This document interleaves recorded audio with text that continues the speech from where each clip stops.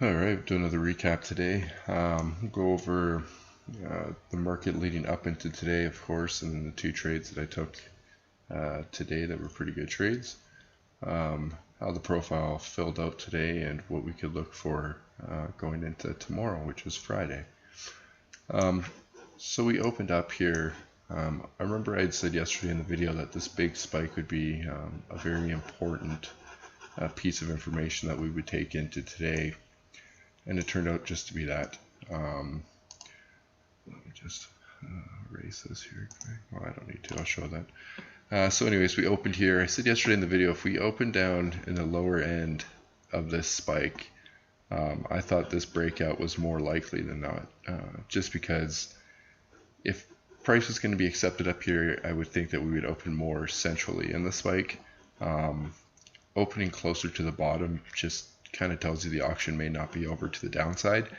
But that being said, my first trade was actually a long out of A period. So what we had was we opened and we came down here right away. We tried to sell. Actually, I think we came up and then we came down, and we tried to sell out of the spike. We tried to break lower, and that break, of course, failed. What you got was you got an A low, which became a weak low, as this was the same exact reference as the 26th of April. Exact same low to the tick. So that became a weak low. Buyers stepped in right there. So when this happened and we came back into the spike right away, I was thinking, okay, the buyers are there. We should have been able to sell past that point and at least attempt an overnight's low, and that never happened. So now I'm thinking, maybe this is a good chance to get long and see if we're going to move up into the spike or not. So I didn't get long right away, but what happened is we came back up, and then we popped back down again and tried it a second time. The second time again failed, and when we came back up, we came up to about here, and I said, all right, if we hold this open, if we don't come back below the open, I'm going to put a long on. And that's ended up being what happened. We never got back through the open. In the chat room here, I said I got long 24 on the fail to come back through the open. I said this at 7:56. I said it almost the end of A period. And then I'd already taken some of my position off here on this spike just because I knew where we were in the spike. And my original mentality was still that we could possibly break lower. So what happened is that worked out. Gotten that long, it was pretty good long. Ended up taking more of it off there right when B opened and came up here right away pretty quick. And then continued up. So now I booked in pretty quick actually. I think I booked in 4.5, so I almost took it off here. I took my first one off here, and this one I took off here around 31. So right away I have 2/3 of my position off for pretty decent gains to start the day. So now I'm feeling pretty comfortable. And then I held it. And what I had said to the guys in the room was simple. I said, I'm waiting for BB bounced around here for a while. We tried to break above the overnight high, and it came back in, but it didn't die. It just came back in, bounce around. And I said, I'll hold this now because I've already paid myself twice for the B low. If C was to come here, I would automatically get out of the trade. That auction would be completed to the upside. Of course, that's what happened. C opened, could never get back up to that high, left excess up here of 5 ticks, and this became the failed breakout from the overnight high. Now this is a shorting opportunity. Because I was long, I didn't short this because I'm not trying to just jump back and forth in the trades. But this was definitely your shorting opportunity here, the C high. When C came up here and had nothing and even broke down here, that auction is over. This excess is probably going to stand. You have a failed breakout from the overnight. You can look for the opposite extreme now. Of course, that's what ended up happening. So C broke down. Originally, C stopped here. The first time made C low a weak low because look, it's 2 ticks below overnight half back, 2 ticks above the settle from yesterday. So then you had weak buyers stepping in trying to take it up, and they didn't get it up far at all. It came up to here and then finally broke to open. Open popped up a little bit, and then C broke down. D opened here. When D opened, I was thinking short now. I was thinking getting in this short to get to this level here. I knew we had this this week low. I knew the option to the upside was finished and we had a failed breakout from overnight. So this is where I was starting to think I should probably short this soon. So D ended up coming up, going down, coming up, going down. And then when it came up to here, I still didn't short it because I was like, oh man, maybe we're just going to rotate it back up. Like maybe this isn't going to be what I thought it was going to be. But when D came back down here, that's when I put my short on. So I put my short on. Oh, that's my long, sorry. Hold on a second. I thought I had this all sorted out, but I don't. So that would be too easy. One sec here. I had an idea that was going to happen. It just, as soon as we came back through D open again, I knew the spike was going to come. Here's my entry, sorry, 22.25. So I sold it right at the D open.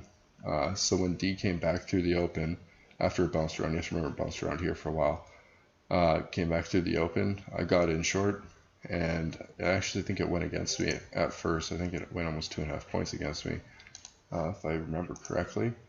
I was here, yeah, because I sold it here and it bounced up to here. So I held through that just because my mentality was this isn't going to go and do anything crazy. I thought we were coming back down for sure. And it ended up working out. So D broke. Once it broke the C low and broke the spike, this is obviously the next target, which was your week low. Once it got there, this became your next target, which was the overnight low. Let me find this. Sorry, I had this all set up. So I said we had a failed breakout from overnight. I took some off here. So this is at 920. So my first target was the overnight low, which was here. Once we got there, I took some off. And then my next target was down here, this 1225, which was a previous poor low. We got there, I took more of it off, and then it was just waiting to see, because then it broke down here, E opened down here and tried to come back up, and I'd said in the room, what I'll be waiting to see is if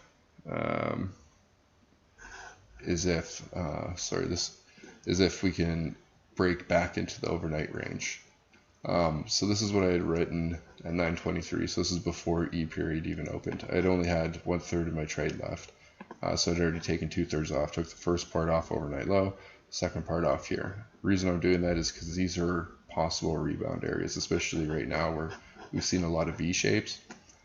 So you want to book that in, and now you're just holding that last little third. And what I'd said is these are my targets, and these are all weak references down here that I've showed you guys before, all the way down to here. The weak buying, the big point of control, and the poor low that we just got to.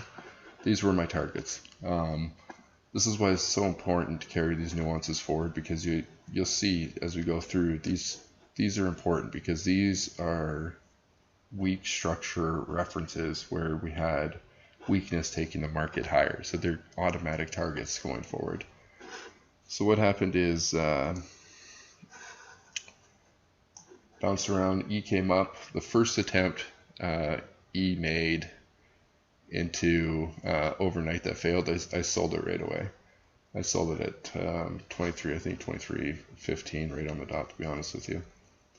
And obviously that brought my average down from where I was. So now I was sitting somewhere in here because I obviously put more than just 1/3 on. I put a full position on now again.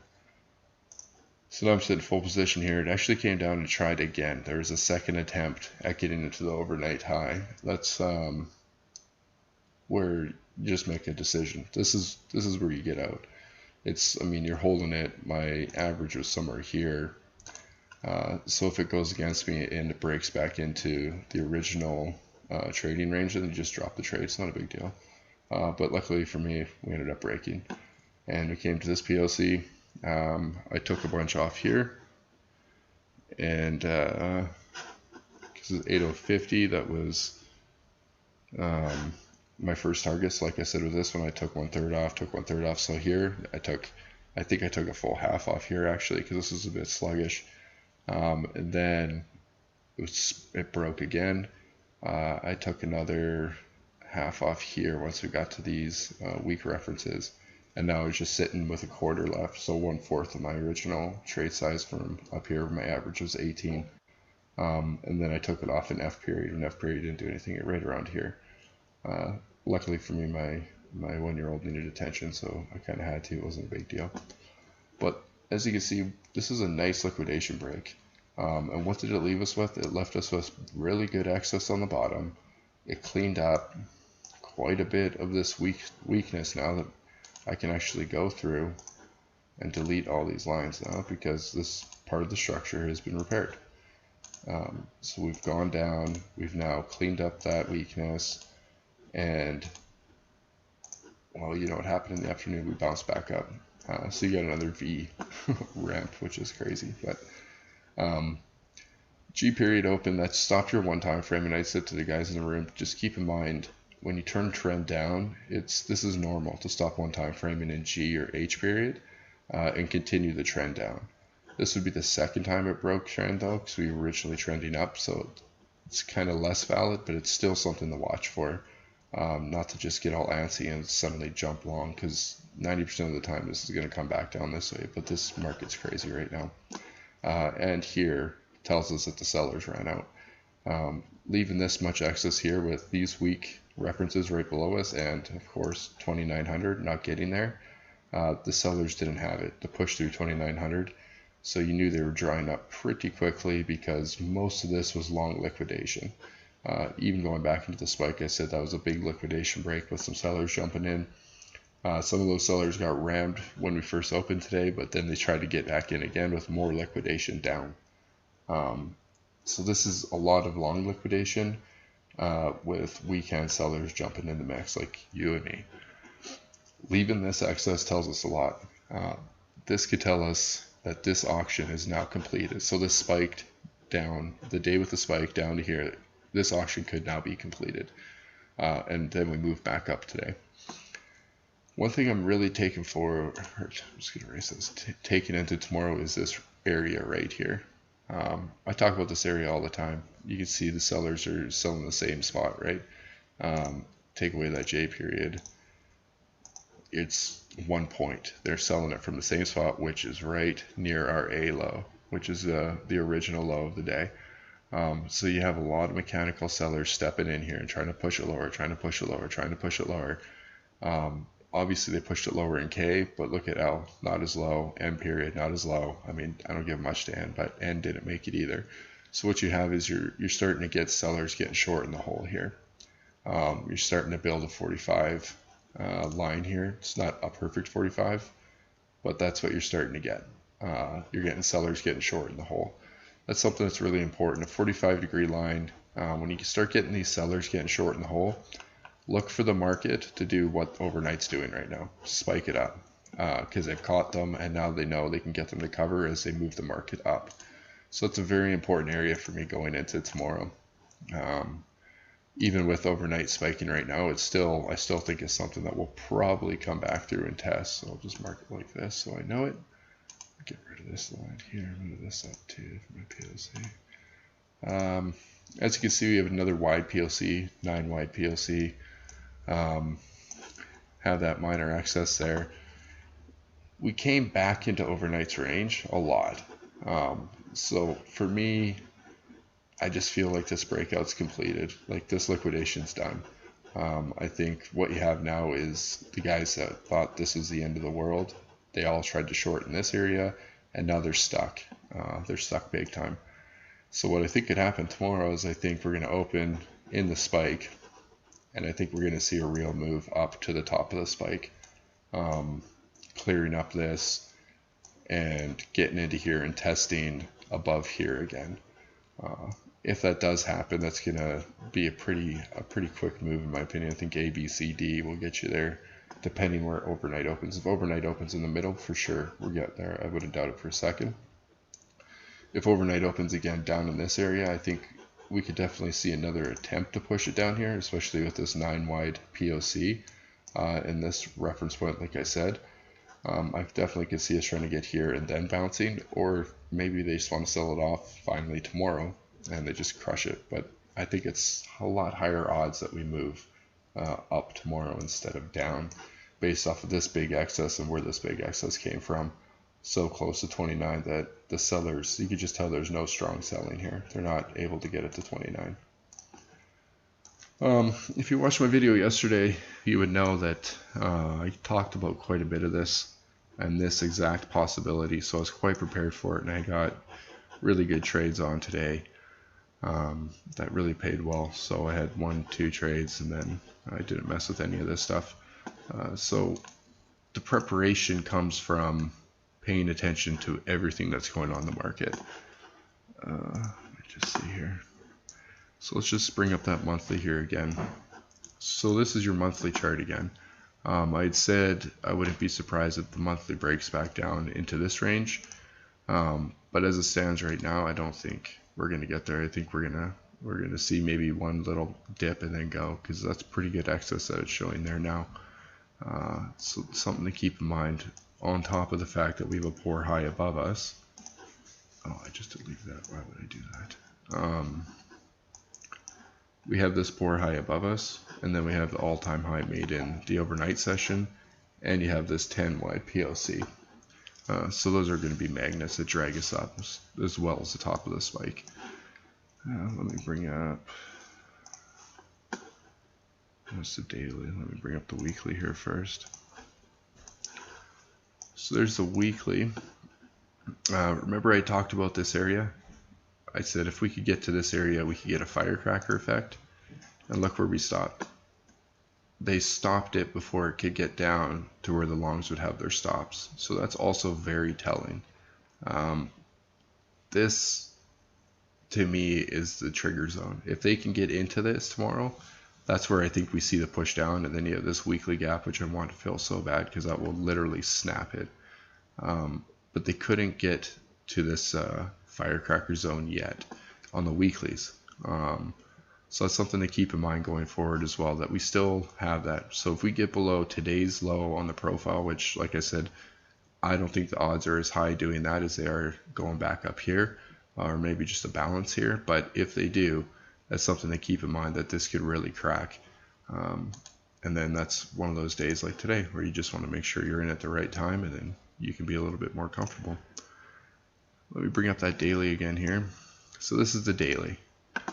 So I had mentioned yesterday how this was not a good looking day if you thought this market was just going to continue up. It just, obviously it's an engulfing bar. It's basics of looking at these charts. That's not bearish or bullish, sorry.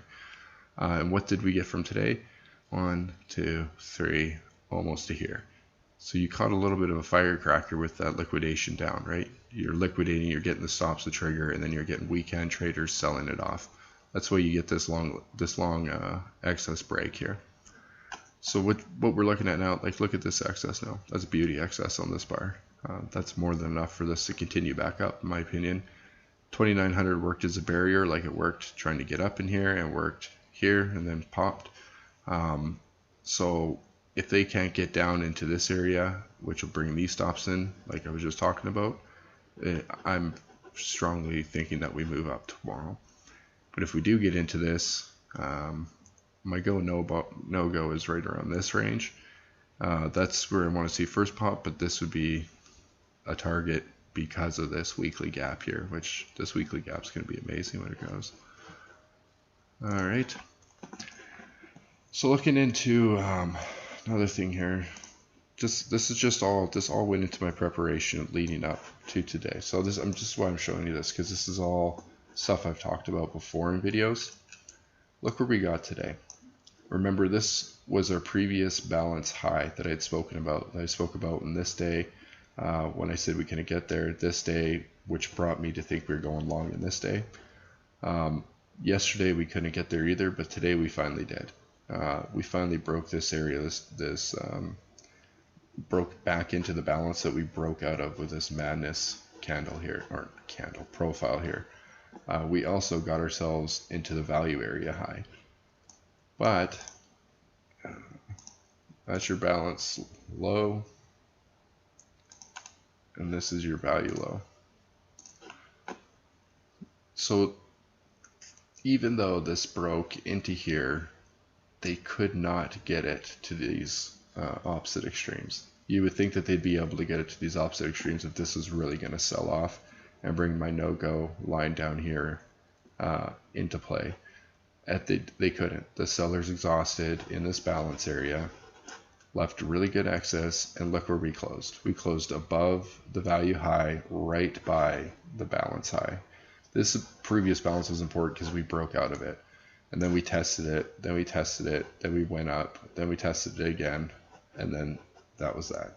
We kept closing higher. Look, high close, opened high, high close. Like, this is very important. Breaking out of balance and being retested in balance is very important. So if this is a failed break back into balance, which I think it is at this point, obviously this poor low or poor high up here is going to be the primary target with our all-time high made in overnight session. So that's something you want to carry forward to. If we open tomorrow and trade back into this level, you want to see it get to this point. You want to see it break below 2900 and 2898 area for there to be real sellers coming into the market. If you do not see that, do not think that this is December last year sell-off, because it's not. It's not going to happen until we break there and we break here. That's when we can get a big, massive day. And then there's your weekly gap here, which would be in target range once you get here. Okay, so just keep that in mind. I know everybody's on Twitter and all the rest of it think that the world's ending every time we sell off. Just understand that there's structural reasons for the market to do things that it's doing. These nuances are very important. And the reason I go over the nuances is because they're very important. The nuance gives us context to what the market is doing. So when we break through all those nuances I had here, all that weak buying, and you see these big breaks, these are liquidation breaks. So you know who's in the market and who's selling the market. These are people liquidating old business, and you have new momentum sellers jumping on the back, hoping that this is the 100 to 200 point day that they've been waiting for the beginning of the year. And that's why you get this excess, because once the liquidation is completed, all you have left is these weak sellers, and the weak sellers cannot push the market lower against buyers. This is still a buy market. There's still buying constantly. Every time we come down, it's getting bought back up. Excess and balance are very important. So this excess here that I spoke about and the balance that I just showed you are the two most important things going into tomorrow. Add in our spike, add in the zero excess here, which is our poor high, and this is our RTH high of the year. And then this is our all-time high made in overnight. These are targets. This is a target. This is a target. This is definitely a target. So just a fair warning tomorrow that if you're coming into the session thinking short, maybe just let the market play itself out. Wait for your confirmation. Sure, if we break up and break back below the spike and head towards the value area low, then yeah, sure, I'm all about seeing 2900 get taken out and us have a massive sell. Who wouldn't be? That's how you make money. I just don't think the sellers are there yet. I think we had the big liquidation break yesterday. We had panic sellers jumping in, trying to push it lower. Then you had some of them get pushed out, and you had more panic sellers with another liquidation break trying to bring it down. So this is your liquidation break. This is your liquidation break. This is pretty much where sellers step in to try and push it lower, because here they're all like, oh my goodness, it's breaking. So they might start in D. E period comes up, they're like, oh my goodness, we got this is a 500 point day, you watch, and they're all sell. And by this point, the guys that are liquidating their positions from old business are done liquidating. So what does that do? That brings new buyers into the market. And these sellers who think this is the end of the world are getting short in the hole, and they're getting trapped, and they're shorting in the hole, then they're getting trapped. And then you get up to here and you can see the emotions of the sellers. You can see them trying to sell it lower. Comes up here, they try to sell it back down. Buyers are stepping at the same spot. They try and sell it down, finally get rid of that nuance there, but where do they get? Not even to the H low. So this isn't going anywhere near here. It couldn't even break through H. Then you get the L period, try to sell it off again from the same exact area. Where do they get? not even through K. M period, same exact area. Where do they get? Nowhere. So now you know you have short-term sellers trapped short in the hole. You have a liquidation break that looks to be completed from this excess. That's why I say now we look for the upward motion. Obviously you're getting a bit in overnight, but this could be anything. I mean, overnight you come here and go there and there. It's overnight. Who knows what they do? They're nutty. But just the stuff that you want to keep in mind heading into tomorrow. We had a good day in the pit today. I think most people made really good money. A lot of guys caught the short. A lot of guys bought puts on this and did really well on the option, obviously. So overall, it was a really good day. Not an easy day to trade, but when the setups are there, the break back into the spike is your long, the failed overnight breakout is your short, the break back out of spike is your short. All this stuff is telling you to get short. I wouldn't have taken a long here, even though this excess was here. F became a inside bar, G broke up, H came back below. This could have went either way. So I was out. I had nothing to do with this. So just keep that in mind. So just before I let you go, I'm just going to go over everything there one more time, just so that I just want to make sure these videos really explain nuances better than a lot of videos I've seen, just because it's easy to see these nuances. It's easy to see when a high is at an exact reference or it's a weak high. It's hard to understand what that information is telling you. Okay, that's the hardest part about reading the market profile. So just to go over this, today we had excess on our low. This excess can tell us that this short-term long liquidation has been completed. We have the sellers getting short in the hole here, giving us a bit of a 45-degree line, which is telling us that shorts are trapped here. They got nowhere and they're trapped now. You have the high, which is just a couple ticks over overnight session. So this is a weak high still. It's 2 ticks over, but in the context of what the market is right now, this is considered a weak high because it's only 2 ticks and it comes still at a very exact reference point. So now you have the weak high there. You have your spike low, a big long spike, the spike high. Then we have a 10 wide PLC, which will work as a magnet, a poor high on the high from 2 days ago, and an all-time high made in the overnight session. Okay, to me this market's probably going to bounce, but who knows, anything can happen. Somebody could tweet something crazy and we could wake up tomorrow down 100 points. You never know. That's what the market is. But anyways, I hope this video is helpful. If you have any questions about the nuances or the context of the nuances, shoot me a message on Twitter. Jump in the pit. We talk about them all the time. I'll put the link in the bottom of the video here, or send me a comment there on YouTube and I'll try and respond. Okay, hope this helps, and we'll see you tomorrow.